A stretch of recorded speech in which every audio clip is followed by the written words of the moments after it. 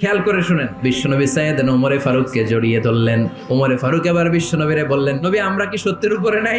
অবশ্যই ওমর, তুমি সত্যের উপরে আছো। ওমরে ফারুক বললেন, তাহলে লুকায় লুকায় আর দাওয়াত দেবো কেন? আমি তো কালিমা পড়ে ফেলছি, আসেন আমার সাথে বের হই। বিশ্বনবী বললেন, ওমর এটা মাক্কি জীবন, এখানে আমরা একটু গোপনে গোপনে দাওয়াত দিতে চাই। ওমরে ফারুক বলে, না, আমার দায়িত্ব, আমি একটা মিছিল দিতে চাই নবী।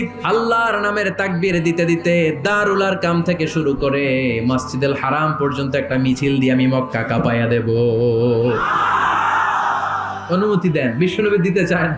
ওমর ফারুক অনেক বুঝানোর পরে স্বল্প পরিসরের একটা অনুমোদন পাওয়া গেল বিশ্বনবী সাল্লাল্লাহু আলাইহি ওয়াসাল্লামের কাছ থেকে। কিন্তু মিছিল যে দিবে, মিছিলের জন্য লোকের দরকার আছে না নাই? এখানে লোক নাই, আমি একাই মিছিল দিতেছি, এটা জমবে? মিছিল জমবে? খুঁজে উনি 11 জন মুসলিম সাহাবা পেলেন। ওমরে ফারুক বললেন, 11 জনই সই, এই 11 জন নিয়েই আমি আল্লাহর নামের তাকবীর দেব। 2 লাইন করলেন, পেছনে 6 জন, আর এই লাইনের নেতা বানালেন বিশ্বনবীর চাচা হামজাকে, আর সামনে